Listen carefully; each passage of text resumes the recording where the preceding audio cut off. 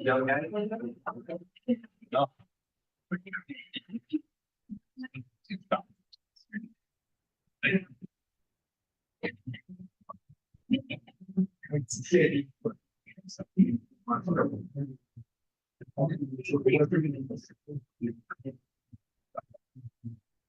Yeah. Especially in the city. Oh, he's the one.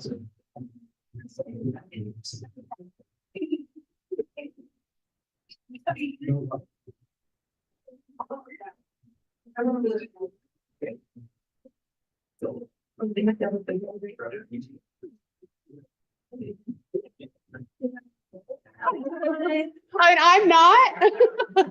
You're not like.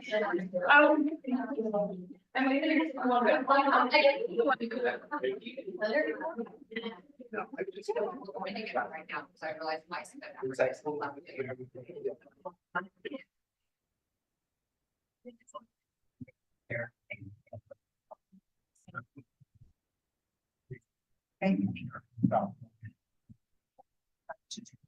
Sorry. Hey, you made it.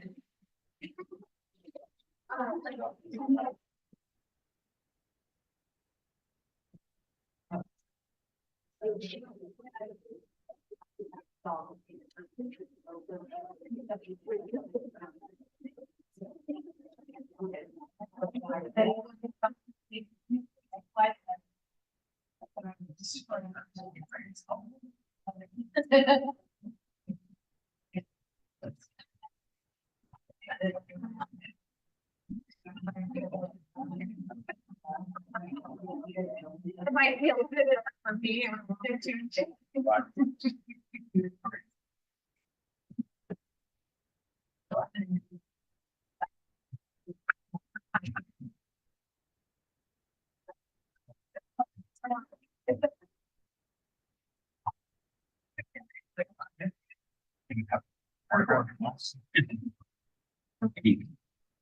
Yeah. Thumbs down when we get to 7, right? Yeah. 6 and 7.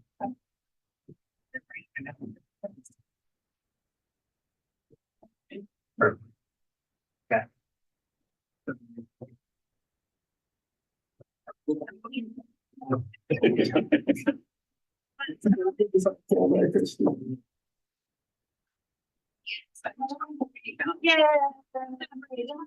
Thank you, Brady.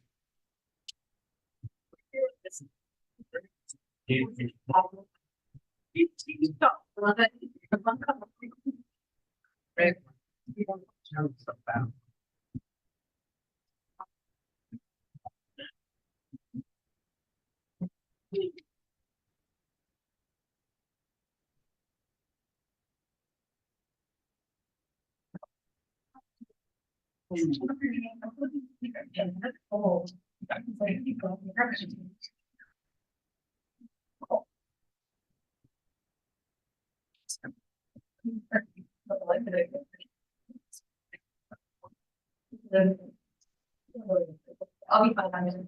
Yeah, you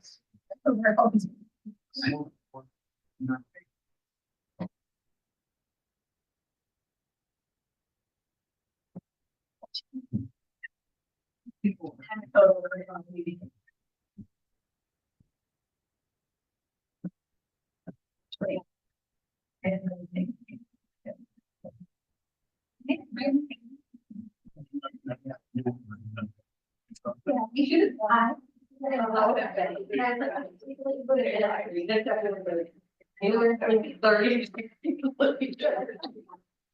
Really is.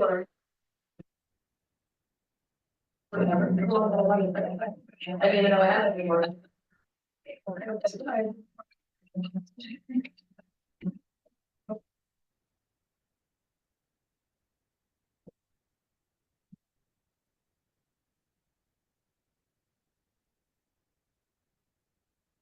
Hey,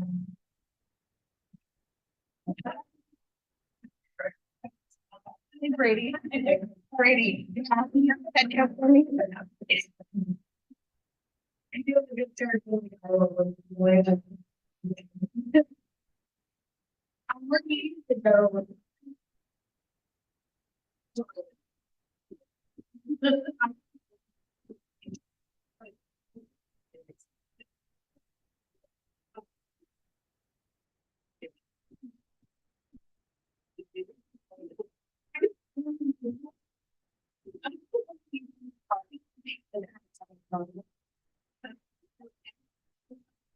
It's been.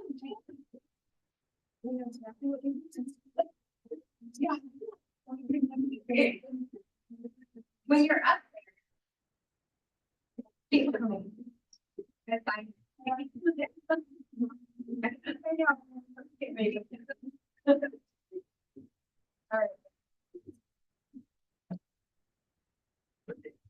All right, good evening. Thanks for joining us this evening.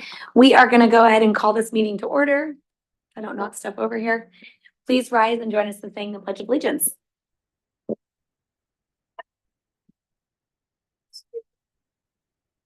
Stay so.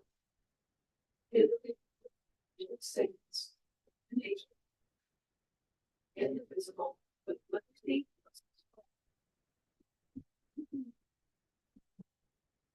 All right, thank you guys for joining us. That was fun, Hans, to see you try to participate in that. He's disappeared. So we have one of our one of our directors is attempting to be on Zoom tonight, so he'll pop in and out when he can. All right, the first item on our agenda tonight is the consent agenda. Madam Chair, I would like to request that item E on the consent agenda be moved to action items for further discussion. Okay. I don't believe we have to make a motion just to move it. Okay, so go ahead and mark on your agenda under action items. We'll add it as action item C, and we'll discuss the construction excise tax as an action item and pull it out of the consent agenda.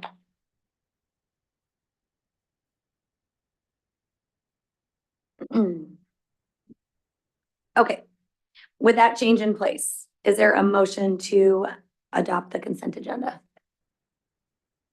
Madam Chair, I move that we adopt the consent agenda as written with item E removed. Wonderful. Is there a second? I second. Any other discussion? All those in favor say aye. Aye. Aye. Aye. Aye. Thanks, Hans. Opposed? Motion carries 5-0. All right, tonight we have spotlight on Hawksview. Yep, it's already you. Starting us off with a bang. I know. That's what we're here for. So Mrs. Mitchell is here to join us tonight from Hawksview, and we'll enjoy spotlight on. Thank Hawksview. you. Thank you, Dr. Lyon, Board Chair Hawkins, and Board of Directors.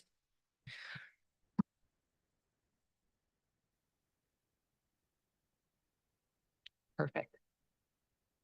You can go to the next slide, Christine. Thank you. Oh. Right there. All right. I am excited to be here tonight. It feels a little funny to be celebrating Hawksview for a month because I feel like we celebrate our school all the time and there's a lot to be proud of, but it's really nice to share it with the community. Hawksview opened in our current location in fall of 2020 during the pandemic. Prior to that, we were right here in this building and we were Hopkins Elementary. This move allowed us to expand in size and increase our enrollment. And something to note is we have many, it never helps our teachers feel young, but we have many parents that come with their kids that attended Hopkins when they were little, and same teachers for some of them. We are the home of the district's only dual language immersion program, which I will be highlighting later with some students. Oops. Okay, this is the heart of our school. They are what give us a reason to come to school every day. They make us smile. And, I got to teach kindergarten PE today, and it was the highlight of my day.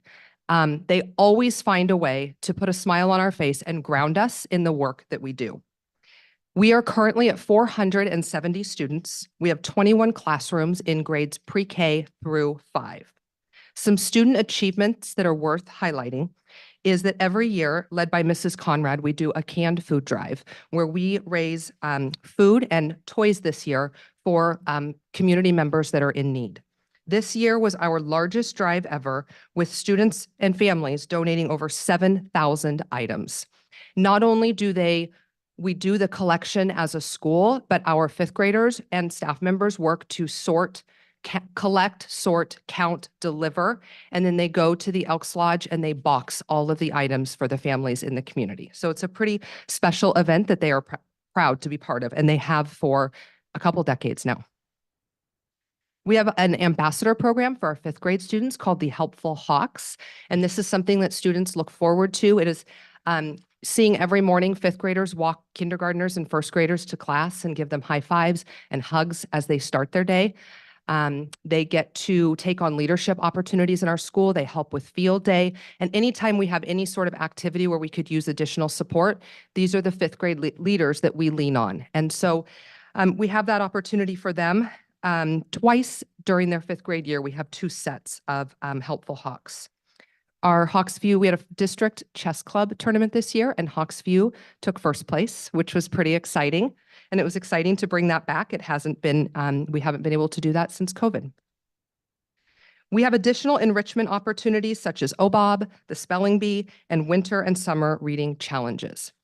There is a highlight of our school. I think personally, every time we get together for an assembly, we start our assembly in this way. And I wanted to share this with all of you. It represents our school. It's a song that's unique to our school. You will see that it is sung in English, it is sung in Spanish, and it is sung in sign language.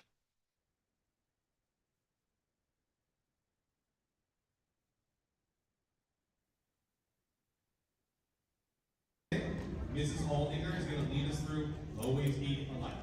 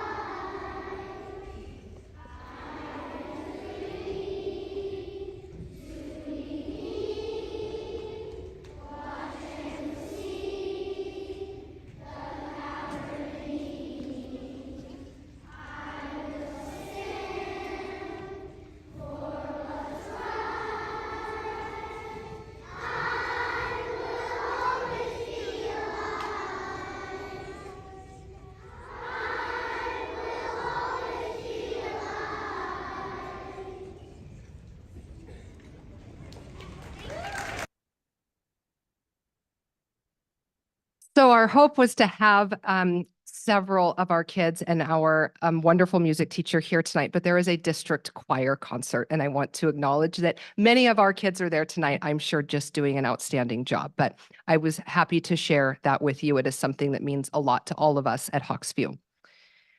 All right, another group of people who bring me a lot of smiles and a lot of joy is our staff. Oh, that's right, that's me. Not the staff, the clicker. Okay. This is just an assortment of pictures here, but we have over 70 staff members at Hawksview, both certified and classified. They work tirelessly to create a school where students feel safe and cared for, and our families feel welcome. To further partner with our families, we host several evening opportunities in which a lot of our staff members can be seen there, just either they're working or there with their families. We have bingo nights, music performances, an upcoming STEM night, movie night, carnival. When people land at Hawksview, they rarely leave. This staff demonstrates a true commitment to the families that they serve. When I had reached out to a few families and asked if any of them wanted to share just what Hawksview means to them, I received this email and an ask that I read it on her behalf. She said, in my role as the hospitality director on Hawksview PAC, I've had the privilege of getting to know each Hawksview staff member individually and witnessing firsthand how they make our school special. Each staff member is dedicated, caring, and passionate about working with our kids. They provide unwavering support through academic successes and challenges. They go above and beyond in making connections with our students and provide the constant stability our kids need to grow and thrive in the school environment. During Staff Appreciation Week, it was amazing to see how much our community cares about our staff. Families came up with many creative ways to show gratitude.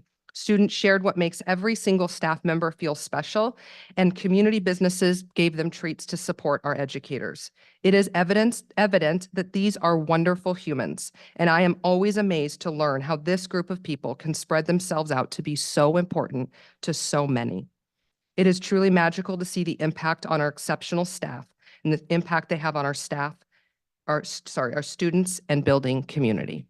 And she said that better than I ever could, but this group of 70 is truly remarkable. And we couldn't do this work if it weren't together and in the manner in which they do their work every single day.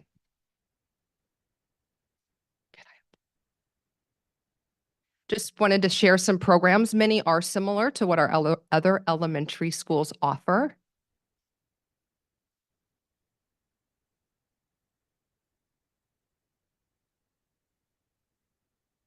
I wanted to highlight some unique things about our specials programs. Our special programs are led by incredibly dedicated teachers. Each week, students get to experience STEM, music, PE, and library. In PE, our students get to experience the rock wall you can see there. That was brought over from Hopkins. A Ninja Warrior course that was earned as a prize, and unicycles. In STEM, our students interact frequently with technology and science in order to build, simulate, and experiment. And our music room is filled with a variety of instruments that our kids get to learn about and engage with. Finally, our media specialist is dedicated to filling a library with books for every single child. It's important to her that they can see themselves in the books that they read and that they are books that kids are excited about.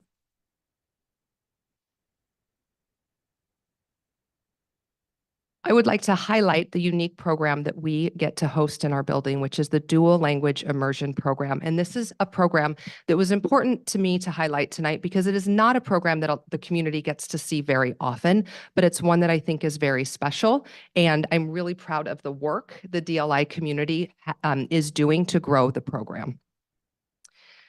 I will invite some very excited DLI learners up in a little bit. Just to give you a little background, most of you know, but the aim for this program is for our students to graduate with a seal of biliteracy, but be able to read, write, listen, and speak in both Spanish and English. At least half of the instruction is in English and half in Spanish. When they enter in kindergarten, it's about an 80% Spanish to 20% English ratio. Same in first, and then it goes down, the Spanish goes down and the English goes up a little each year, so that the time they hit probably 4th and 5th grade, they're truly at about 50-50 for their day in English and Spanish instruction. They're taught the same standards as their grade level peers in English only classes. They're just taught the standards in Spanish. And I have some students here with me. Christine, I can take this out, right? Okay.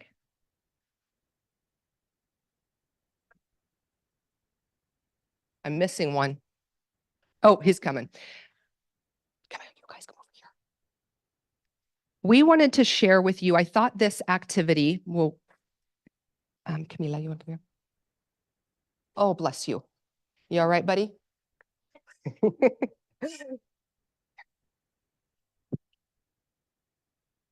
I wanted to highlight not only this program, but what the students did was they now have pen pals. So Hawksview started a postal service and it's called Thunder Postal Service.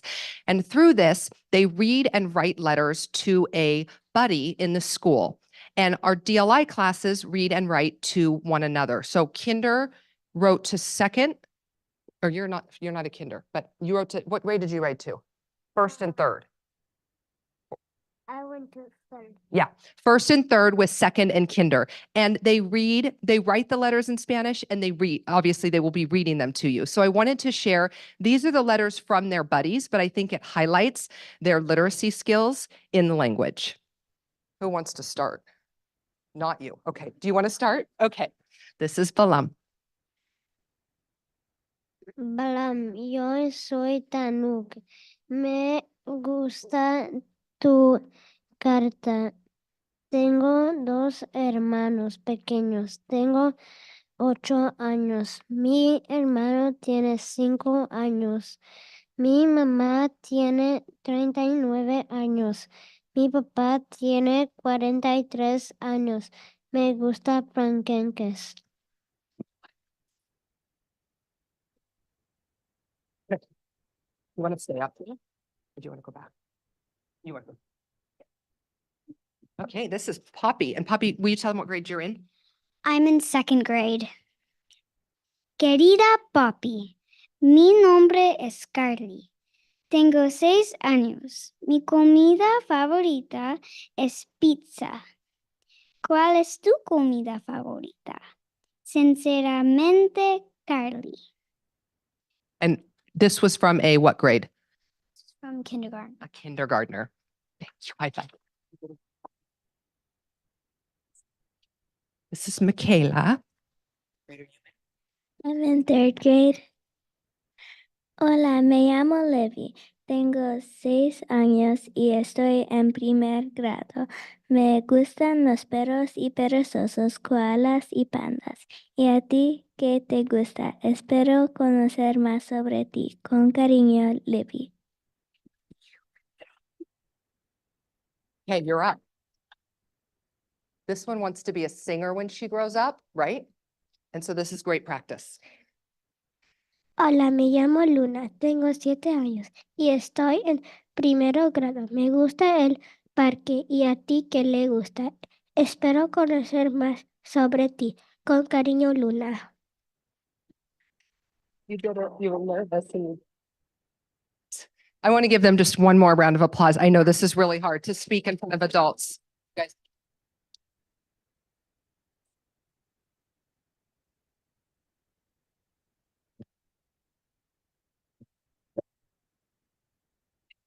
I got it.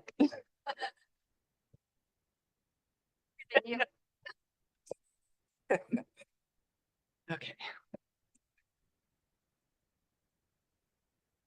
All right, thank you again.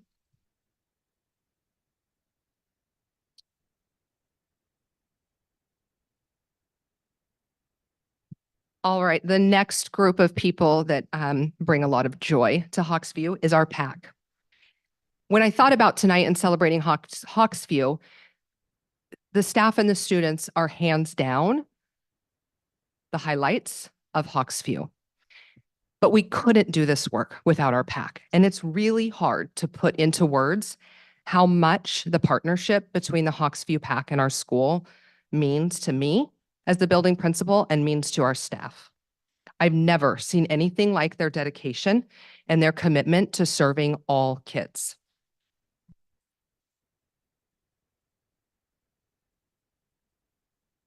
PAC works tirelessly to support our community. They're ambitious, hardworking, dedicated, and truly supportive of the work our staff does.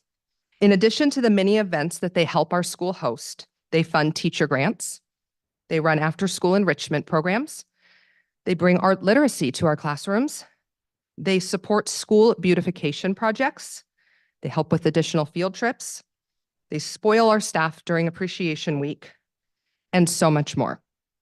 They are truly invaluable, and they are such a joy to work alongside. I have a few of them here with me this evening. They're so really funny and really just people. I have a few of them here with me tonight. I'm Director of Fundraising and Treasurer, if you guys join me. She's first. Okay. I'm not the funny one. Thank you tonight and opportunity to celebrate Hawksview.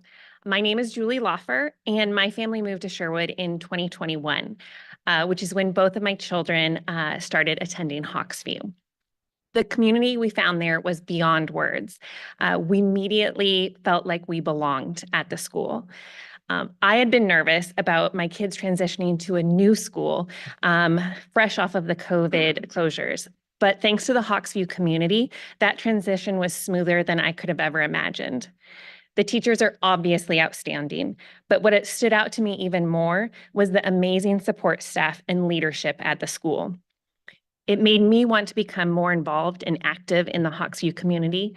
And so I was looking for ways to volunteer and to participate, which led me to joining the PAC, where I've met so many other caring, thoughtful, and supportive families. I just can't speak highly enough of the Hawksview community and what it has provided to my children and family. So thank you. Here's a funny one. And the jokes. No, I'm just kidding. I'm not texting, I'm just reading. So, hello, I'm Katie Kern. I have a third grader at Hawksview and a future Hawk set to start in 3 years. Yes, that's 10 more years at Hawksview. My husband attended Hopkins many years ago, and our decision to live in Sherwood was in large part the opportunity for our kids to attend the same schools that he attended. We were sad to see the name of Hopkins to be removed from the school, and were skeptical to see what the new school and building would bring. Fast forward to present day, and I couldn't be more enthusiastic about Hawksview, the leadership team, the incredible teachers and staff. We have really created an incredible community and bond that we are so lucky to be a part of. Giving back to youth is something that I have always felt really strongly about, and I'm able to fill my cup with being a part of the incredible PAC. It is a unique place where parents come together with a fierce love and passion for our kids and students of Hawksview, where we do some pretty incredible things. The community we have built, the projects we have completed, and the support we give our teachers and staff is a reflection of how special Hawksview is and continues to be. I look forward to the amazing 10 years ahead at Hawksview, and thanks so much for having us.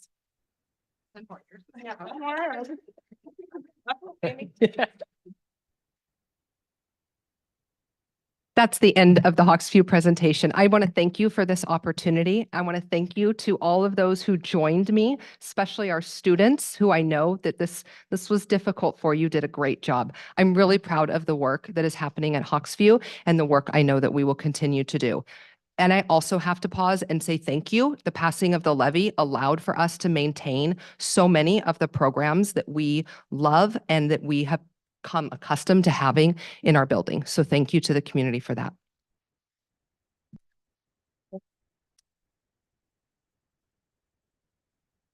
Thank you for that presentation. I just want to say that personally, hearing all of the, you're fine. You're fine. You can sit if you want to sit. You're not. Yeah, you can sit if you want to sit. Hearing all those sweet little voices sing that song in unison pretty much made, I don't know, that's like a little wave that I'm going to ride, I think, all week, because that was just such goodness and was so great to listen to. And in the middle of a really hectic, crazy work week, it was really nice to come here and hear that. That was really great. And I love the Spanish immersion program did I say that right? Okay, a dual immersion. that was impressive. And I know my kids aren't listening right now because they're at driver's ed, but I will, so I can say this, but that is extremely impressive. I have two 15-year-olds and one of them's been in Spanish. This is his second year. The other one hasn't even started Spanish yet. I've been beating it into their heads about how important it is to learn a dual language. And you guys blew them out of the water. I mean, I want to invite one of you to come and tutor my 15-year-old. You guys did great. So very impressive. Thank you. Absolutely. Thank you guys so much for being here tonight. I have a child who goes to Hawksview, and I know for me, it was a really, I was hesitant about that transition because we'd always been an Archer Glen family. And I have found the same thing. Everyone there is so welcoming and warm. We've only had 2 teachers there so far because my daughter's in first grade, and every year she says, I just love my teacher. I love my teacher. And when people ask me, who are the good teachers? I'm like, I think all of them. I don't know. We've only had 2, and she loves them both. So there are some amazing teachers there, really amazing support staff, and obviously very good leadership. So you guys are doing an incredible job over there. And I love that song too. And I saw tears in some of your guys'. It had the same impact on me. I heard it in assembly and I had to like get up and like wipe my face. It's very touching to see all those kids sing together and come together. I didn't know you guys did that at every assembly, but thank you for sharing with us. All right, little kids, if you do not want to stay here for the remainder of our meeting, you are welcome to leave whenever you would like, and you are also welcome to stay. You did a phenomenal job. I wish you'd given me a heads up. I'd say something in Spanish back to you, but I didn't know. I didn't know. Okay, our next portion of the evening is going to be reports. And we are going to switch gears and let Sabrina start us off with all the exciting things going on at the high school right now. Thank you. Board Chair Hawkins, Superintendent Lyons, Board of Directors, I'm so glad to be here tonight. To start us off, our play that our drama department has put on the past 2 weekends has been a hit. They did a comedy version this time, and the reviews have been so great, so we're so pleased about that. We also want to highlight our Arrows dance team. If you guys didn't know, they went to nationals last weekend or 2 weekends ago, whichever one. But they were in Orlando and they danced in 3 categories, but they placed 9th in hip hop. So that's incredible. Also want to highlight swim. We had 10 athletes go to state this year, and our girls team won league this year, which is exciting. Wrestling had districts last weekend, and they have state this weekend. From our boys team, we had 8 guys qualify, and we had 1 girl qualify this year for state. So that's super exciting because we haven't had a girl qualify in a while. Basketball has their last regular season game tomorrow at Century, and then they have state playoffs next week on Tuesday and Wednesday. And as of right now, both teams are slated for a home game, so that's exciting. Leadership is putting on Bowman Pageant this Saturday. And if you guys don't know, Bowman Pageant is our fundraiser for Dornbecker Children's Hospital that we've had 32 seniors fundraise the past 2 months. And as of right now, we have crushed our goal and we have raised over $45,000. And also you guys should all come out, and Abby is going to be a judge for us this year, which is exciting. And yes, and then we had our blood drive last week. And we crushed our goals for that. We received over 90 pints of blood, and we were the largest school blood drive in the Portland area. So that's exciting. For cheer, our traditional team got 3rd at state 2 weekends ago. So we're super proud that they got to take a trophy home for us. And our game day team just took first their last competition this past weekend. And then today we had a group of high schoolers go to the middle school to talk about forecasting, and they're going to talk in the 8th and 9th grade transition process with an all-school assembly led by the high school students, administrators, and counselors was today. The 8th graders students will be selecting courses for their freshman year starting tomorrow. And then lastly, our student council elections are coming up next week, election packets are going out. Elections are not yet, but we're excited to get that going for next year. So yeah, thank you. Can I ask a question? So lots of really good press on the basketball game last night. That seemed like it wasn't. When is the next game? We have a game tomorrow at Century. That's the last like regular season game, and then next week we start playoffs. Okay. All right, cool. Thank you. I know a lot of people asked me about that today. I think there was some stuff circulating on Instagram from the dunking. So they all want to go to the next Both game. boys and girls are at Century? Okay. Awesome. Thank you. Thank you for being here to share with us tonight. That high school is always so busy with activities and things going on. It's wild to me when you come and tell us everything going on. All right, Dr. Lyon, you're up next. All right, I want to start by going right back to Sabrina.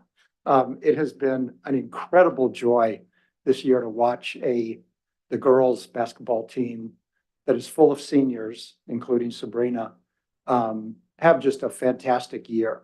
And but I particularly want to point out that Sabrina is the point guard on that team. And I have a friend who wrote a book called On Point. And that book is about how he's a basketball coach. And On Point is about the leadership qualities that point guards have. And I have watched you all year exhibit those qualities. And beginning with you make the people around you better. And you exhibit just incredible generosity and joy when you're on the basketball court.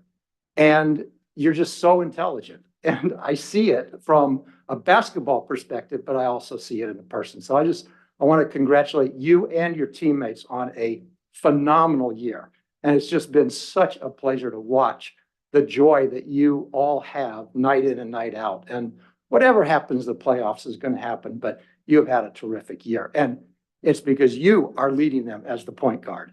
And that's quite an accomplishment. So congratulations on that. Yeah. And you even are wearing your basketball uniform right now. So this is dedication. So that's right. Exactly. Straight from practice to this is amazing. The second thing I want to report on is just a brief update on Middleton Elementary School. We are making progress and we are working very, very closely with the contractors that are responsible for putting Middleton back into shape. We are on the home stretch, but we still have a lot to do. And we have been very careful not to promise a date that we don't control because the contractors are still, working with the scope of the job and pinning down exactly what needs to happen.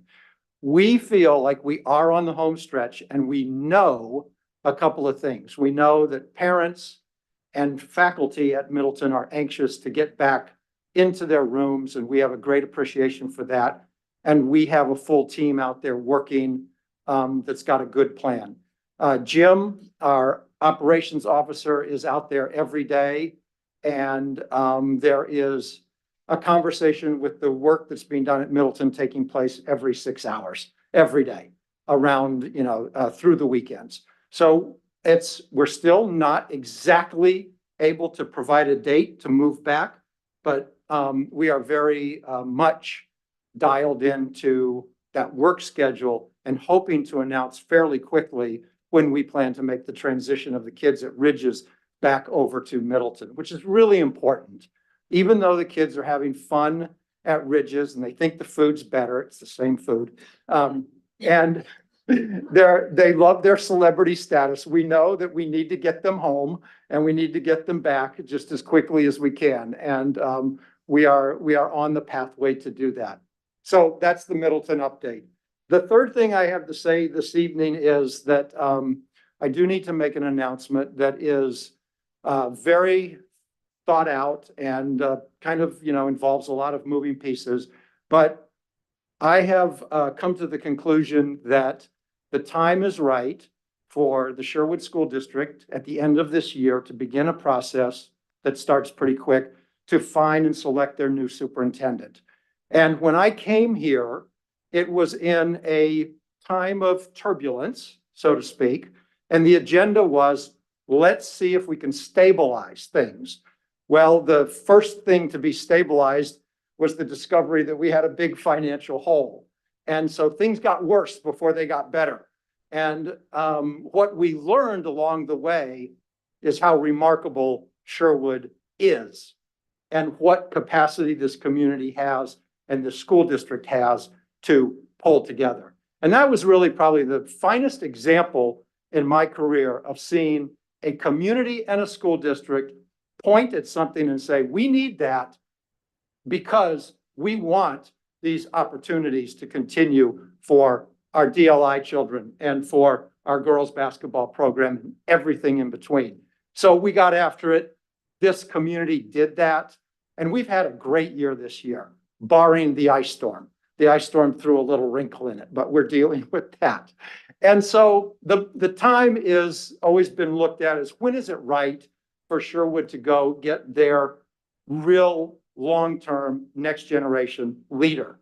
And I've come to the conclusion that it is at the end of this year. And therefore, I think it is in the best interest of the Sherwood School District to move forward. And so I am going to submit my letter that has me wrapping up at the end of June. We have a ton of work to do between now and the end of the school year. We have a lot of accomplishments ahead of us and a lot of celebrations ahead of us. But as we move into that phase, we are beginning tonight to put forth a process into place for a very comprehensive and yet swift plan to recruit, interview, and hire the next superintendent for Sherwood.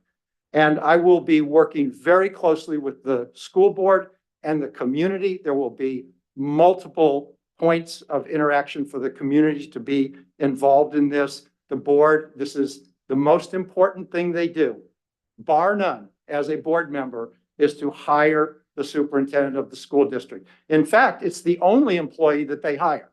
The superintendent is charged with hiring the rest of the employees. So we are going to put together a process with a very good school board that is going to be very comprehensive and thorough.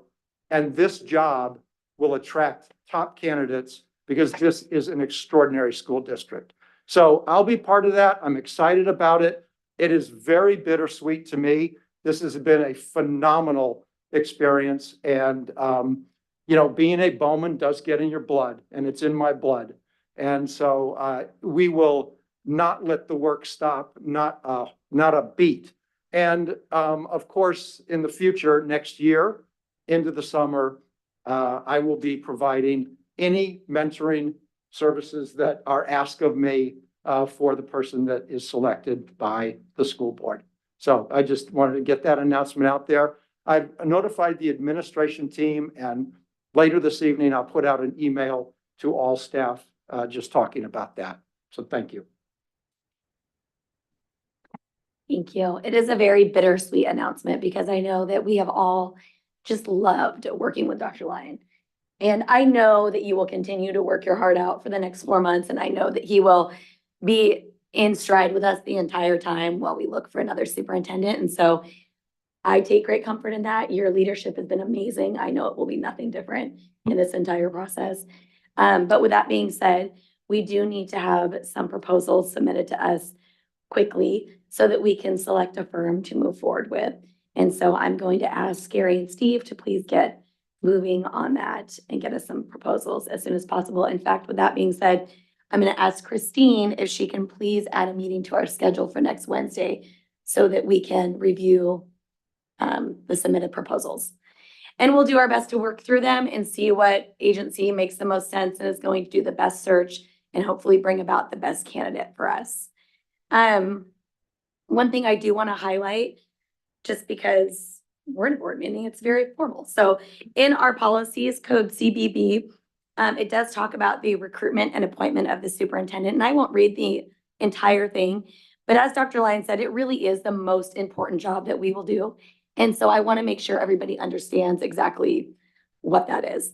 In the policy, it says the board considers foremost among its responsibilities the selection and appointment of a superintendent who can effectively translate into action the board's policies and the community's aspirations for its schools. The board may engage in a nationwide search for applicants for the position of superintendent whenever a vacancy in that position occurs, and we will do that. It will be a nationwide search. The board shall develop and adopt standards and policy directives to be used in hiring the superintendent at a meeting open to the public and at which the public has an opportunity to comment. And as you touched on as well, we will certainly do that as well. We will hopefully have community forums and have other opportunities for community members to respond and tell us what they feel like is important for our community moving forward.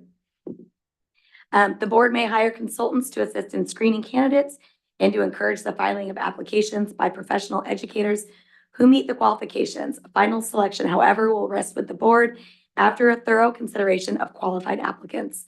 And again, this last part, there are options boards have in deciding how to move forward and select the superintendent, but we all agree that we would be doing the community a disservice to do that process on our own, that it truly is important for this community to hire a firm who knows exactly what they're doing and to get the correct qualifications and bring those candidates forward to us. And so that's the process we're going to move forward with. And I want people to know at home that we are taking that very seriously. And we are getting very good advice where we can. And hopefully we will land in just as good of a place as we have with Dr. Lyon. I don't know how we will do it, but we will do it. Yes.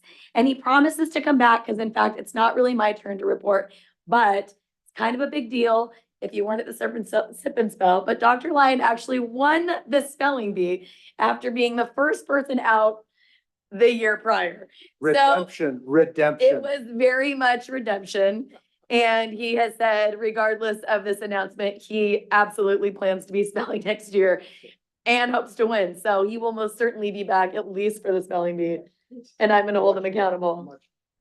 Exactly. So anyways, that's a lot to take in for the community, I know. But I'm going to move forward with the rest of our board reports. And if there's any questions or concerns, of course, as always, people can reach out to us. So with that, oh, Hans is gone, but he's here. He's just turned off. I'm going to let Director Thornton go, and then we can maybe get Hans back up and rolling.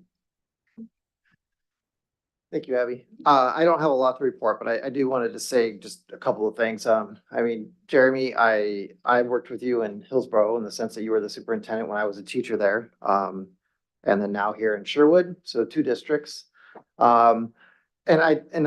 Sherwood has been very fortunate to have you here. You've brought a lot of stability in times that were challenging here with the coming out of COVID and the financial issues that we had. The morale issues, and you really brought out, I think, the best in this district, and we've been very fortunate to have you. So you will be very much missed, and I'm sorry to see you go, but I completely understand and respect your decisions.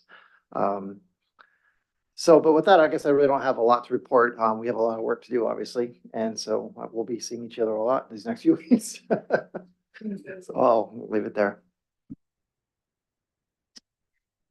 I can't tell with Hans smiling at me if he's wanting to pop in or not, but we'll just let you go next. You look like you're ready. Thank you, Chair Abby.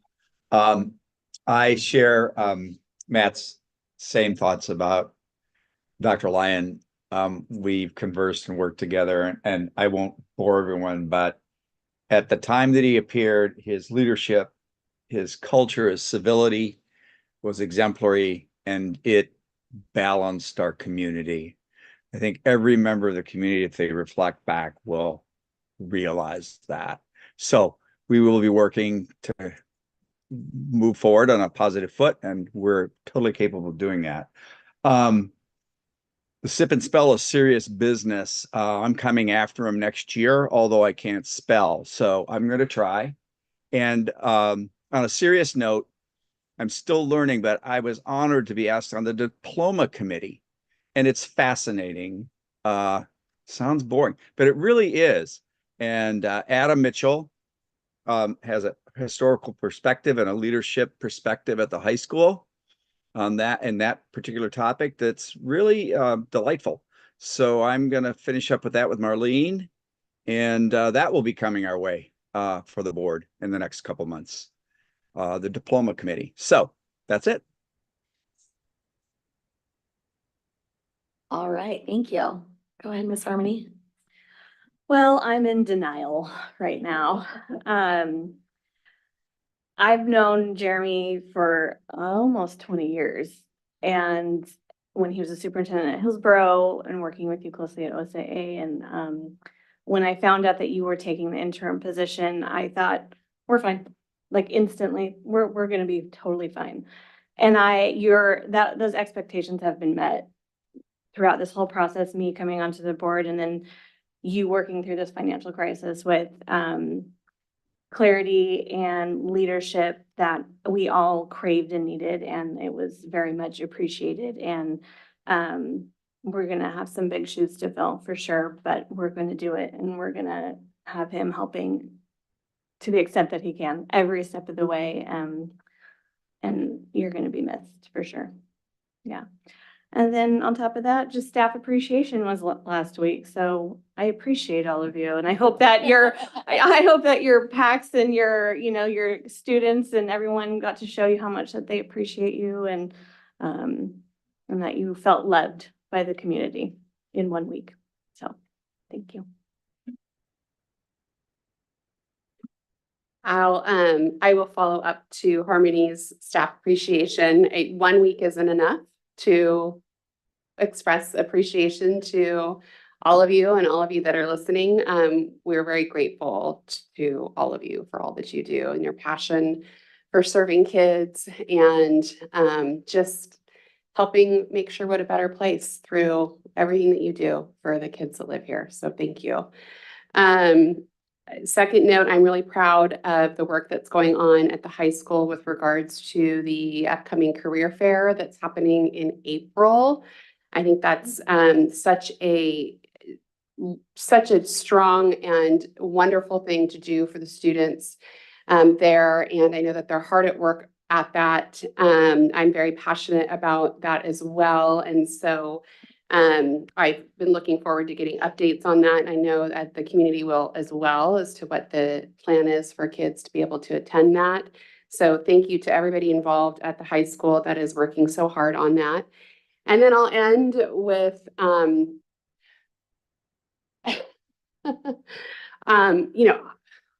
He's not did not leaving today. expect this. I know. You are a really great person. We were in a tough spot a few years ago. We had a very abrupt resignation by the prior superintendent that didn't really leave us with a lot of notice. And we were in a really hard spot. And you were retired and living in all your glory in sunny Texas. And you said, you know what, I'm going to do this. And I wouldn't have done it. Sorry, but no. But that just speaks to the type of person that you are and the type of person that I'm not. And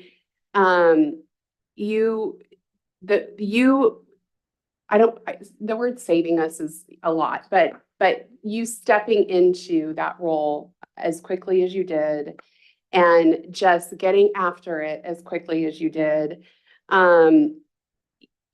The gratitude and thanks that I have for you it couldn't be expressed with me just sitting here saying it. Truly, you really put us back in a wonderful spot. And that was the intent. I want everyone to know, while it's a bummer majorly for Dr. Lyon to be leaving us, I'm jealous that he's going to go back into retirement. But while it's a bummer that he's leaving us, really the intent at first was he was just going to come and be an interim for us for that year while we found someone more permanent. And then,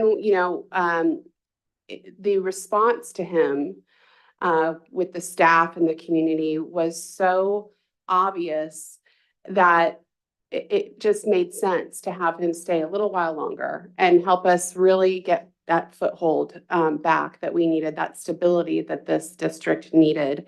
And then came the financial thing that you really saw to it. And so you didn't only come out of retirement to help us out.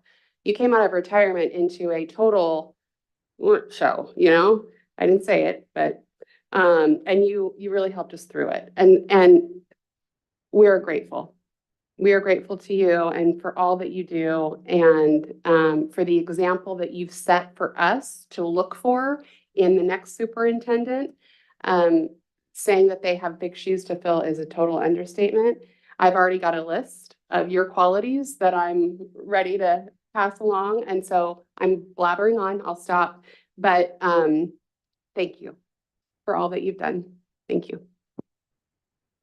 Yeah, I mean, I think that truly is it. You showed us what it could be and really partnered with us, and we are just beyond grateful for that. I told them this morning, because it's been a couple days of, like, what now? What's the logistics? And I just go into problem solving mode, and that's kind of who I am.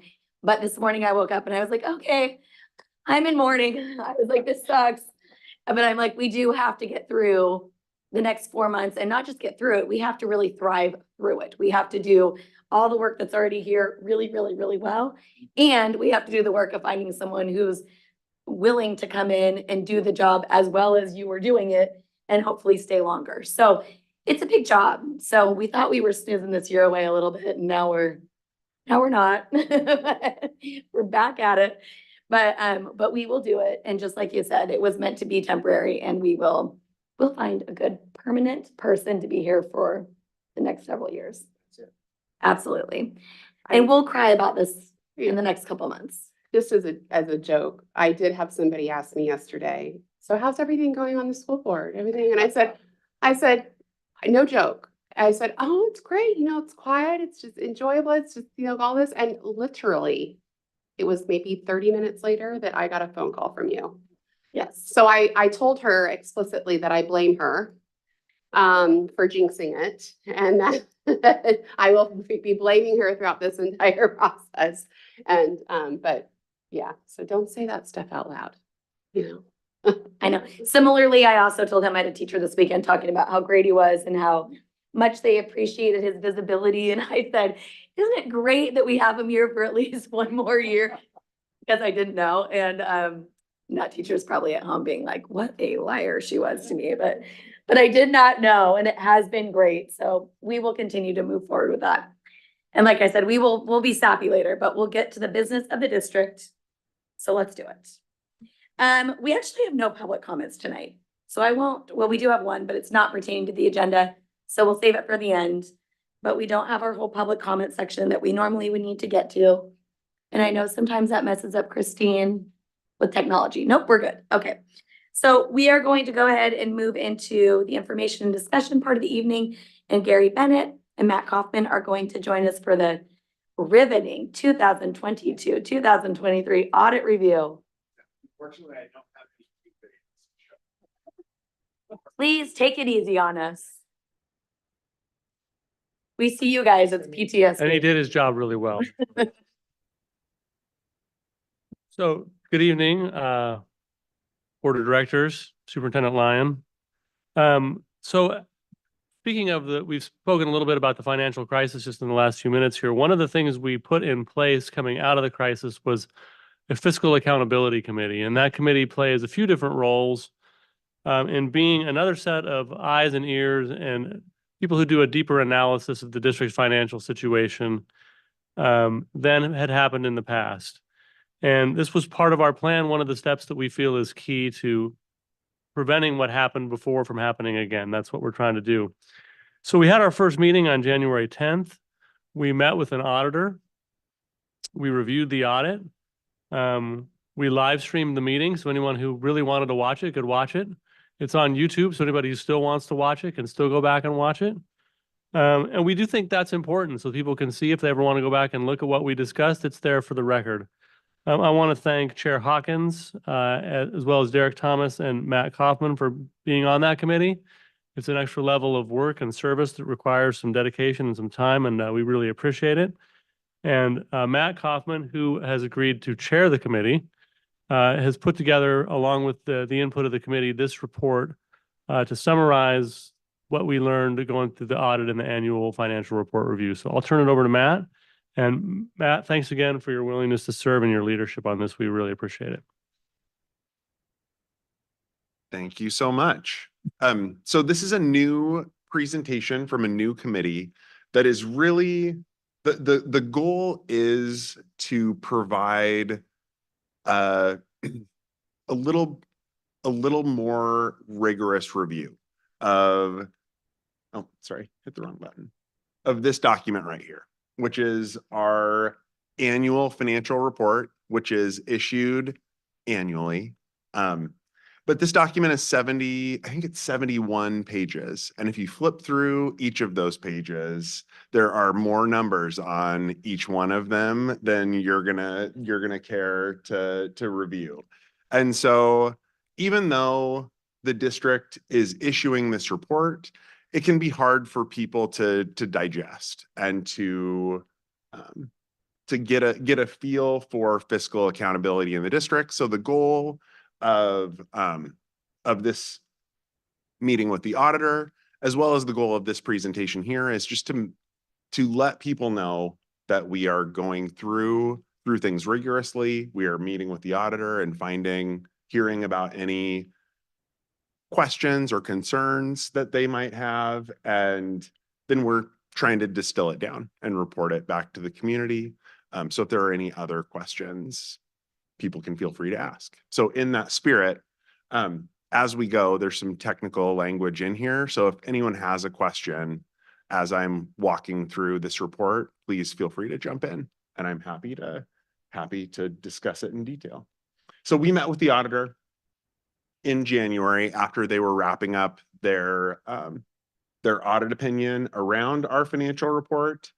And there were a handful of key takeaways. So we reviewed the overall document. The committee came prepared with questions. We asked those questions of the auditor. We reviewed the auditor's audit findings. They presented to us as well and kind of provided some additional explanation for the things noted within that report. And then in that report, there's a couple things that I'm going to call attention to. A positive budget to actual result, which was a big undertaking by anyone involved. This is a reminder, this relates to the 22-23 fiscal year. So this is not this year's financial results. It was last year's, and last year was a very challenging financial year, to say the least. And we see some net fund balance improvement. In the auditor's report, different places, there are noted internal control findings. So I'm going to present those to everyone just so that everyone knows about the issues that were identified, as well as the steps being taken by the district to remediate those issues. And then we also had a chance to individually with the auditor and individually with the financial staff of the district to ask if there was anything they thought was questionable or anything that made them uncomfortable over the course of the year, or anything that they thought our committee and our committee presenting to the board should know about. No issues and concerns were noted, but one thing that I do want to call attention to, the auditor was very complimentary of the financial staff that's here at the Sherwood School District, and noted that this was not only was it a very challenging fiscal year for everyone in the fiscal office, but there were a lot of people in new positions and being asked to learn new responsibilities alongside all of the other financial events that were going on. And the auditor was very complimentary about everyone working in the district, and made us feel very happy to have the fiscal staff in place that we do now. So I was just hearing things. So the overview of audit findings. So you'll find this in the report itself. This is part of the report that the auditor sent to the district in wrapping up their field work.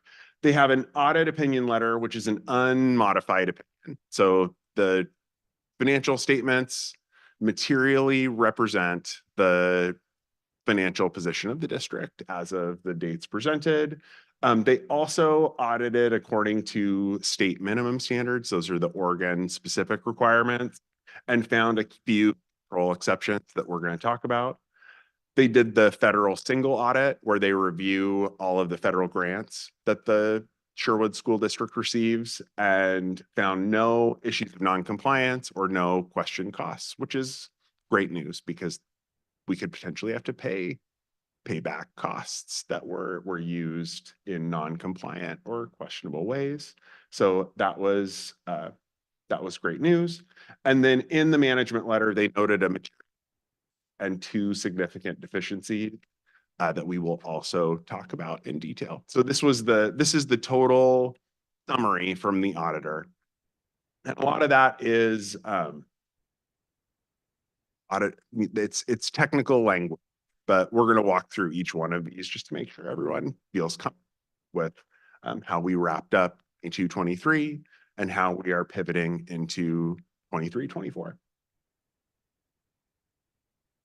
So the first thing to note is that we had a positive budget to actual result. And this is a really helpful thing for us to be reviewing on an annual basis because we go through a very detailed budget process. But the auditor doesn't audit our budget. The auditor audits the financial statements that are prepared by the district and issued as part of this report. And so one big improvement that we're making by instituting this process and by having the committee meet with the auditor is we're making sure that what we talk about when we pull together the budget aligns with what the auditor is auditing after the fact. And it actually ties into the actual results that the district publishes at the end of the period. And what we see is that we came in significantly under our budget over the course of 22-23. And that was a very large effort by everyone at the district, both the financial staff and all of the other administrators and teachers and staff at Sherwood School District. This was a real team and community members who also stepped in to contribute to helping to address some of the budget difficulties that were identified early in this fiscal year and delivering not only hitting the budget that we set, but coming in under budget to try to blunt some of the impact of the financial changes that we saw. Corresponding to that, we saw an improvement in our net fund balance. So we are not where we would like to be. I think we've talked about that a number of times over the course of the year. We're still rebuilding our reserves to the place that we are all comfortable as a go forward reserve balance. But we made really good progress toward that end. And so this is another control where we should be looking at this every year. Maybe not for the exact number. There's a lot of kind of overly technical accounting reconciling items that go into like what is in the net fund balance from the cash reserves that we tend to think about when we do the budget process. But the trend here is very informative. So seeing that our net fund balance improved significantly over the course of the year is something that we would like to see on a regular basis going forward. As far as the internal control findings go, they fall into 3 categories. So the first category are control issues related to reporting around the Oregon Municipal Standard. So those are the Oregon specific reporting that the district has to make as part of this report. There were 2 account transfers that required formal board approval that just didn't have the formal approval. So they were transfers that were properly made. They were transfers that everybody was comfortable with. We just didn't quite document them in the way that we needed to document them. And we had a discussion around that, and we now have policies and procedures in place to make sure that that doesn't happen again. And in the future, similar transfers, we'll get the approval and we'll dot all the I's and cross all the T's that we need to as part of that process. In addition, as part of that packet, there was a budget summary that was inconsistent with a detailed report. So the underlying numbers were correct, but there was a summary summarizing those numbers that just didn't quite add up. And so that is another issue that gets raised as part of the report. As far as the material weakness goes, that sounds very scary. Material weakness really just means if someone were to read this report, is there something in it that may materially impact their assessment of the district's financial position? And we had one of those noted this year because we had some state grant revenue that was incorrectly recorded as local revenue. So the revenue itself was correctly recorded. Everything operationally was done with 100% accuracy. It was just in the wrong column on this report, which, you know, you would think wouldn't be that big of a deal, but unfortunately auditors are sticklers for what column numbers end up in. So, and as an accountant myself, I can appreciate it. So that was the material weakness they noted. A couple of deficiencies, which are potential, they're control issues that have the potential to impact someone's decision if something were to happen at a material level. The significant deficiencies were a set of capital assets that were recorded, but were missing from the fixed asset register. So they were recorded on the books, but we also have a fixed asset register that summarizes what was recorded on the books, and those two figures didn't quite tie out. And then there was new debt recorded, but it wasn't recorded as proceeds. So again, it was in the wrong column. So overall, most of these are reporting related, not anything operational, not anything that would give rise to concerns about the operational financial management of the district. They're just some issues that we can tighten up around the reporting process. And so as we move into, somehow I've gotten to this point in the presentation. I still don't know where exactly to point to move the slides forward. Oh, the computer right there. That makes a lot of sense.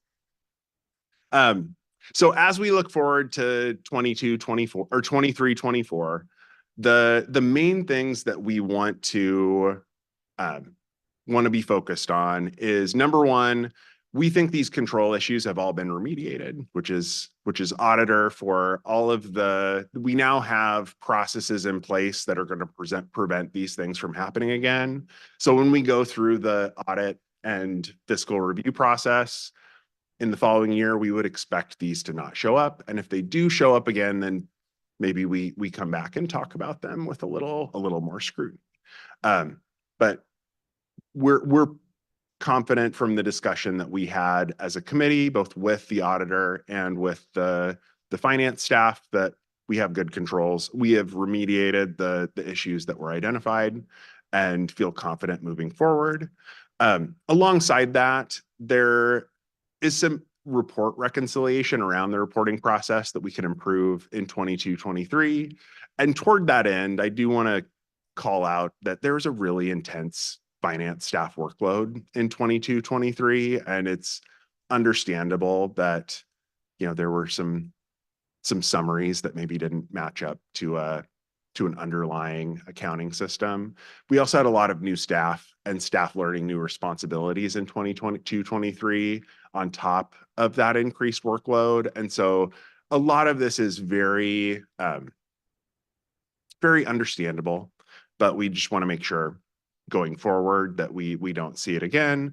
And we had some conversations with the auditor around their recommendations and any peer district best practices that we can put in place. And we all left the meeting feeling really confident in the changes that the finance staff have implemented.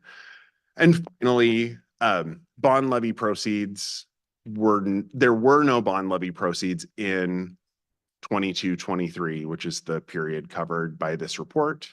And so as those proceeds start to roll into the report, we're going to talk about ways that we can report to the community about how those resources were used and why we feel those resources are necessary and well spent.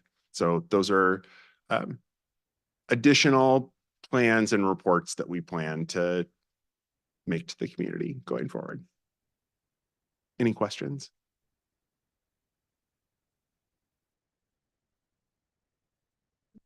No, but I just have to say thank you so much for the time that you volunteer on this committee, because I had the pleasure of sitting through that meeting. And I don't think I've ever said less, because I didn't have anything really useful to offer, other than I wanted to make sure that I was fully tracking with everything that we were discussing. But we are so lucky to have people like yourself serving on this committee who are really asking important drill down questions about why things are the way they are. And the auditor was extremely complimentary. It was really nice to sit on that side of things and hear her really talk about things like material weakness. I'm like, oh God, like, what is that? Like, we got to fix that. And she's like, calm down. It's just, it's the way something's recorded. And it was very useful for me to sit there and feel a real good sense of confidence that we had a much better plan moving forward. And it was really useful for her to point out how to just avoid these little things moving forward.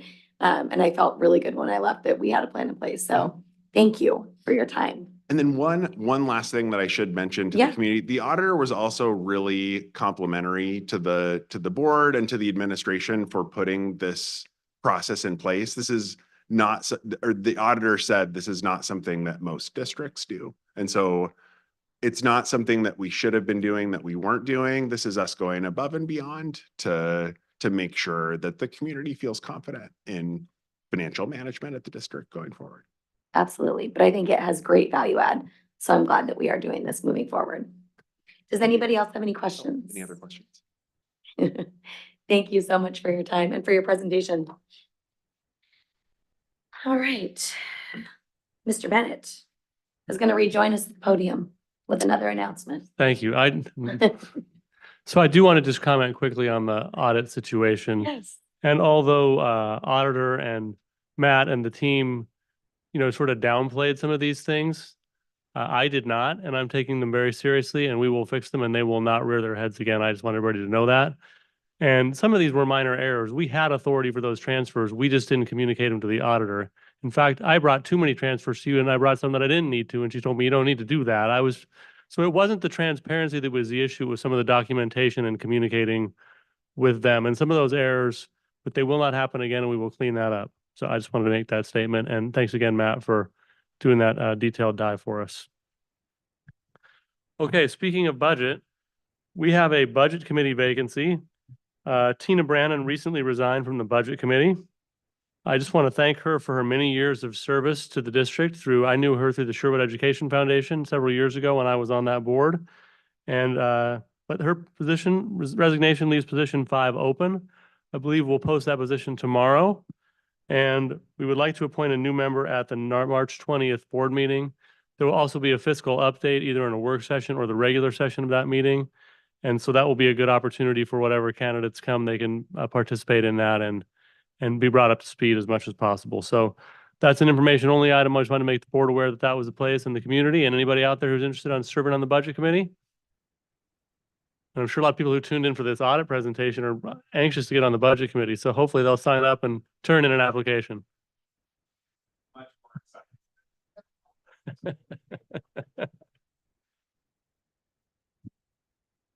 Okay. Shall I move on to policy DN? So we have a current policy in place, policy DN, for surplus property. And that policy essentially requires us, anything at all that is surplus, it requires us to try to sell and to inventory before we try to sell.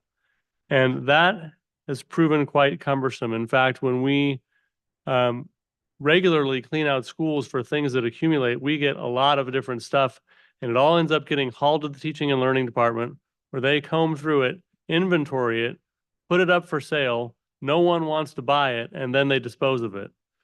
So we're putting a policy in place that will change. We're not putting a policy in place. We are proposing a policy to the board this evening for first read that would give the superintendent the power to decide if materials are worth selling or if they should simply be discarded.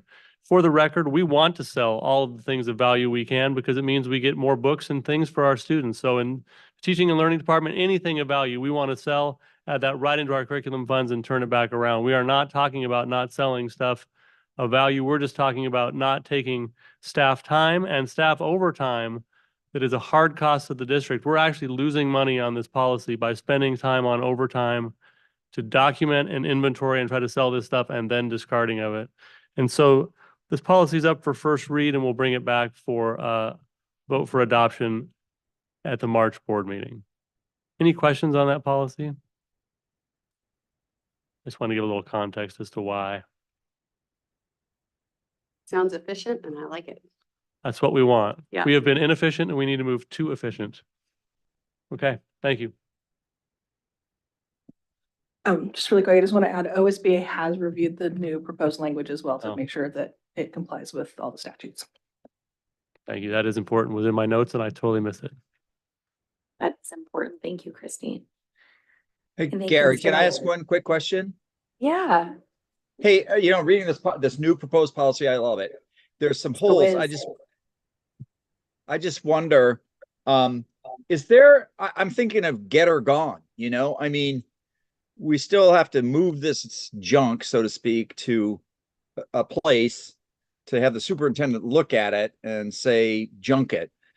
Is there some way in this? I know it can't be written, but maybe there's some stuff in there people want in the community. Well, we do put stuff up and try to give stuff away when we can or donate stuff. We just don't take and pitch stuff that has value.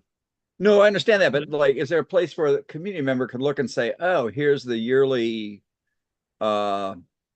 used surplus, come and take it for those small items? Or is that that's a pipe dream? Well, we can do it with some stuff, but some of the stuff truly has, like, I'll give you an example. We cleaned out the district office at the old district office, and we dug deep into all the cabinets, and we found reading curriculum from the early 1980s that was totally out of date, and it was all the teachers' editions. And so we had to inventory that, put it up for sale, and then dispose of it. And so that kind of stuff, we just want out the door. And when there is stuff that is valuable, we'd love to give it to our community. But a lot of the stuff we get rid of is stuff that truly is useless, is just surplus and doesn't serve us well. Anything of value, we're not pitching stuff at random. We're just trying not to inventory and try to sell stuff that we know no one wants. Okay. That makes sense. And stuff Yes. that is value. If we have some old children's books lying around, we have put those up before and said, hey, anybody who wants them, send out a newsletter. They'll be here. Come get them, look through them, take them home, read to your kids. Things of that nature. So we do that as part of our practice when it makes sense. Okay. And if you saw the teaching and learning office, you'd know how excited they'll be when this policy passes. Okay. I should have put a picture of that in the summary. All right. If there are no other questions, we will move along to the 2023-24 inclement weather situation with Mr. Emmert.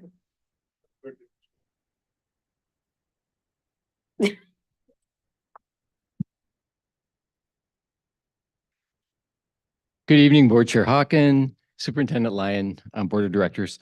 So the first action item tonight is the revision of this year's calendar. In 2022, the board adopted the 22-23 and 23-24 district calendars. This year, as all of you know, we experienced a week of inclement weather, causing school closures for the week of June 16 through 19. While the state is providing 14 hours of instructional time that we don't have to make up, we still needed to add 1 day to make sure that we were in compliance for instructional time this year. So following OSEA and SEA collective bargaining agreements, the district converted President's Day, which previously was a non-contract day, into an instructional day. And in addition, to keep a sufficient number of days in trimester 2, we moved the last day of trimester 2 to March 14th, and then the teacher grading day to March 15th. The remainder of the instructional days remain the same. So unless there are questions this evening, the district administration asked the board of directors to adopt the revised 2023-24 district calendar reflecting those changes. So March 15th is now a no school day?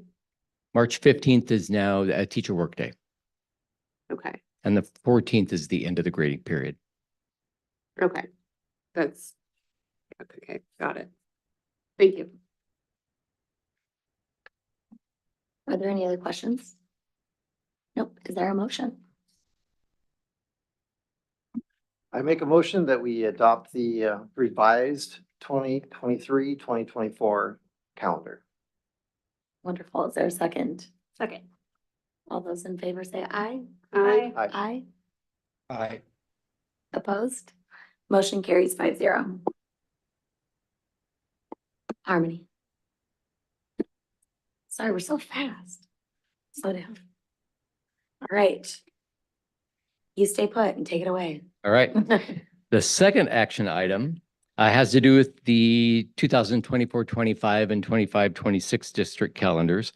So in a recent board meeting, we presented those calendars to the board for first read and review. Between that presentation and tonight, we surveyed all of our staff here in Sherwood, providing them the opportunity to give us feedback on those drafts. Although there certainly was a small percentage of our staff out of the 93 people who responded, who expressed, I want to say there were 11 people who expressed the desire for more staff work time, especially at the beginning of the year. And we did have a small percentage of staff, mainly classified staff, who expressed the desire to return to a post-Labor Day start. Overall, the staff who cared to respond, those 93, were supportive of the calendar drafts as they're presented again tonight. So unless, again, there are questions, I'm bringing these calendar drafts for second read and adoption. Thank you for giving us the time to take a little pause and kind of check back in with our staff and see what the needs were. I think that was really needed, and I know we all appreciated taking that moment. If there's no other questions, is there a motion to adopt? I recommend a motion to adopt the 2024-25 and district calendar as presented. 25 and 25. Yes, it's 25 and 26. So to be clear, the Yeah, let me- motion is to adopt the 24-25 and 25-26 district calendars as presented. Yeah. Is there a second? Second. I second the motion. Oh. Go ahead. You can second. Let's not fight. Who wants to be a second? Okay, all those in favor say aye. Aye. Aye. Aye. Opposed? Motion carries 5-0. Thank you. All right, the last item that we have added up here, thank you, Mr. Emmert, is to discuss the construction excise tax. For whoever would like to lead us through that, Gary Bennett would love to lead us through that. And I'll just say thank you in advance for taking the time to walk us through this. There was some community questions about this, and I thought it was important that people understand what goes behind this, what it's for, and what it is, so that there's no misunderstandings about, are taxes getting increased again? Are we voting on another increase? There was a lot of questions like that. So thank you for Perfect. taking this time. So one thing I didn't honestly think about until this question came up was that the prior board, we did a full presentation on this when this came into practice and brought the board up to speed on what it was, and then it's just been put on a consent agenda. And so it's a good time to talk about it. So the construction excise tax has been around since 2008.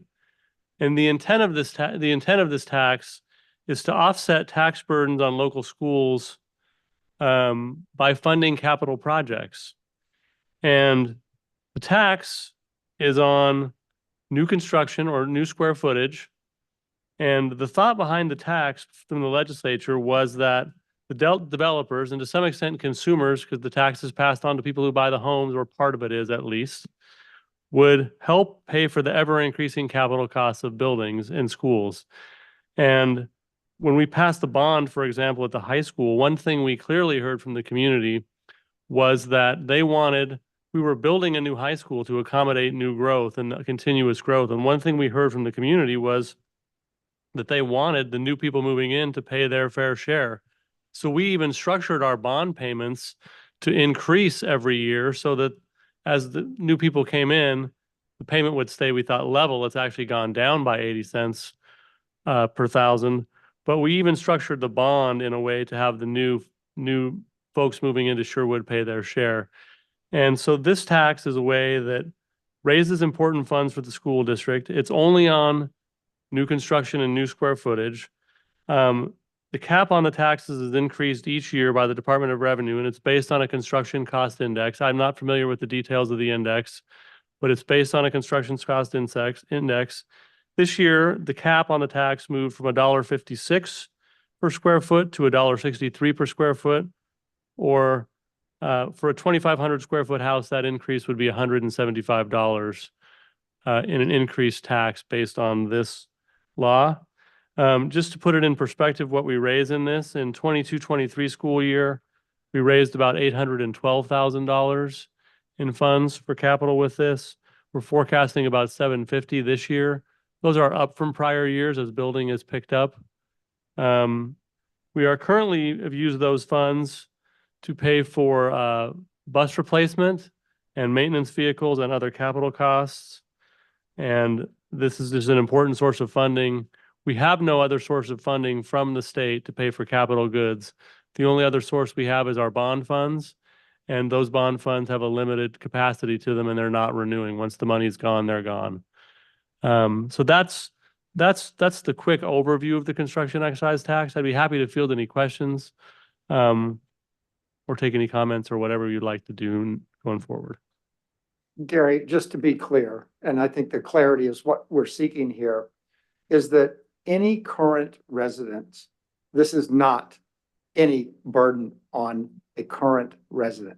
This is on new construction in the community, and it's a fee that's assessed when they build a commercial property or a residential home. Correct. And so net effect is, this is a front contribution to entering our community and being part of the operations of the school district. That is, in almost all cases, that is correct. The only exception I can think of is if someone were to have a piece of property and build a second home on that property, an ADU or something, that would be subject to this tax. But other than an example like that, this is on people who are building new in the community. Yes. So this is not raising the taxes in any way of existing Sherwood citizens unless they're doing something like that. Gary, I also think it's important to note that there is a limit as to, particularly for commercial properties, what the maximum amount for that levy tax can be. So, we have very large warehouses going in throughout our community, and there is a limit as to how much those companies will have to pay as they build that facility.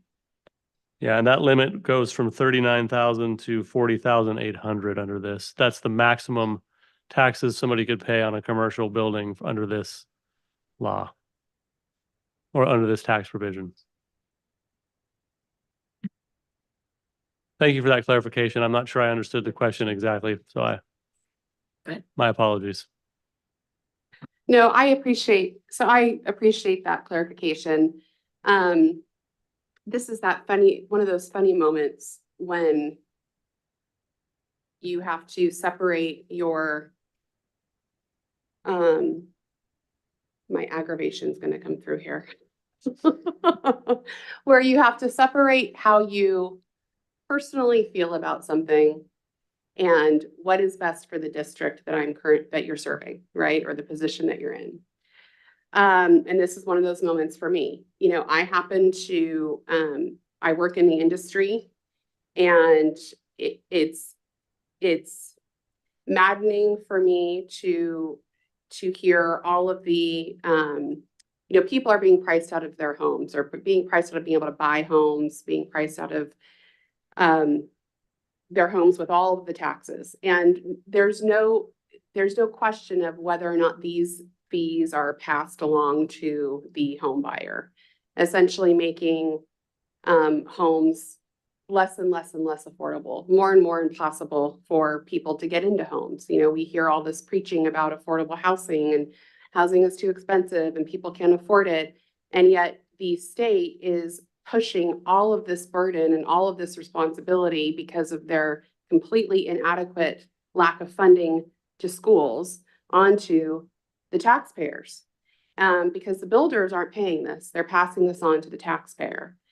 And it's substantial when you know, this, you said it's $175 increase per, you know, house because it's already existing, right? But when you actually look at it, at this new rate for an average of 25 square foot home, it comes to $4,000 over and above what you would be paying for that home. And then you add on, let's say, the corporate activities tax, that's another $5,000, right? There's $10,000. When you add in all the other taxes and burdens that are put upon builders, making it impossible for them to build what people want to call affordable homes, you know, it's just unfortunate and it's very frustrating. And so I highly disagree with this burden being pushed upon us. I'll tell you that, since I'm on a horse and I'll get off in a minute, but I'll tell you that, you know, a builder, you know, for an example, for a 50 unit subdivision, let's say, they're paying close to $2 to $2.5 million in taxes and fees and permits and red tape and all the things that has been created by different bureaucracy and state to pass all of this funding stuff onto them. And that's $50,000, $60,000 on top of what somebody would be paying for a house. That price is getting increased by that. And then you have to finance it. And you're really looking at like $100,000. So this was just a little educational moment that I wanted to take to, I guess, pass that along, that, you know, I really disagree with this, with the burden of funding the survival of our schools that's falling on us constantly by the state is just becoming enormous, and it's sneaking in here and there and every which way possible. And so it's just a good opportunity to, you know, educate yourself on really what is coming down on the state level. That all being said, my job sitting in this chair right now is to do what's best for the district. So while I disagree with this, you know, I have no choice but to support it. That's the separation of the two, and that's what has to happen when you're in these dual roles, so to speak. But I did want to take a moment and have you guys explain it, because there was a lot of questions surrounding it. There was a lot of frustration, but the frustration really can't be with us, right? We're just trying to make it work with the cards we've been dealt, which aren't great. I don't like having a 2 and a 3, you know, so it's not fun. But in a lot of cases, we're just left with no choice. But this was a good education experience, I feel like, for people to learn about this. And maybe if you're getting tired of being taxed and through the yin yang and overpaying for everything, get more involved with contacting your legislators. Okay, I'm off my horse. Giddy up. I know. Yeah, it's unfortunate. I mean, school funding is pretty broken. And so it definitely is not a great situation. I do actually appreciate you, though, taking a moment to explain it to everybody, because like you said, there are things in the consent agenda that some of us get used to seeing, and other people are at home wondering what the heck we're talking about. So it's really useful. And on that very positive note, would anybody like to motion to adopt the construction excise tax as presented? Okay. Somebody else has to. One of you other three. I will make a motion that we adopt the administrative recommend, what are we calling this? Excise tax. Construction excise tax. There it is. I found You it. get there. The construction excise tax for tax year 2024-25. And is it both? It's 24, yeah, 24-25. Thank you. Is there a second? Second. Okay. Is there any other discussion? All those in favor say aye. Aye.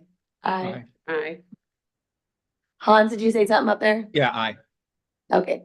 All those opposed? Motion carries 5-0. All right, we have one other public comment for this evening that is not pertaining to the agenda. Mr. Matt Kaufman. So we will invite you to join us. I'm not sure yet if Christine's ready for you. Give her just a hot second. Yeah.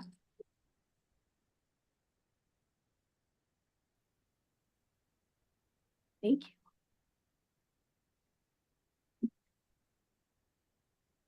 I'm ready. Hello, everyone. In addition to being a member of the Financial Accountability Committee, I'm also the parent of a first grader at Middleton who has been moved over to Ridges. And I wanted to take this opportunity just to thank everybody for how seamless that transition ended up working. And I know it was a lot of work for the administration. It was a lot of work for members of the school board. It was a lot of work for the administrators at Middleton and all of the teachers at Middleton. But I am shocked that we only ended up missing one additional day of school from moving that many classrooms all the way across town. And so I also wanted to give a shout out to Principal Wilkinson and Mrs. DeVore for their fantastic communication, as well as the district communication staff as well, for keeping everybody up to date. And even if there wasn't a definitive answer to a question, letting everybody know what was being done and who was working on it, and giving everybody the confidence that as soon as a solution arrived, that we would know about it as quickly as possible. And so I have friends who live in other districts who dealt with similar issues and did not have nearly the experience that we did. So I wanted to take an opportunity to say thank you to everyone. And my only real concern is that my daughter may not want to go back to Middleton now that she's gotten used to taking the bus to Ridges back and forth every day. Thanks, everybody. Thank you for being here and taking the chance to highlight that. They have all done such a tremendous job. And we've heard so many horror stories about schools that are being condemned and had to break up their kids into 4 different groups. And so we are in a better spot than a lot of other schools, and it will be over just like that. All right, well, we will close out tonight. I want to give you a couple important dates. With the announcement tonight, we will have a meeting on February 28th. We will also hold a special meeting on March 6th, and our next regular meeting of the board will be held on March 20th. Thanks for hanging in there with us. My voice is giving out, but I appreciate you guys for being here. The meeting is adjourned.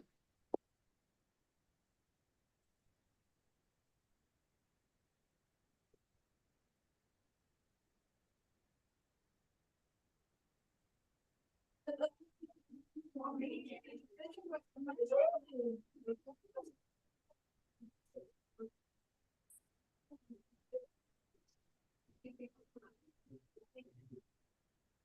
you.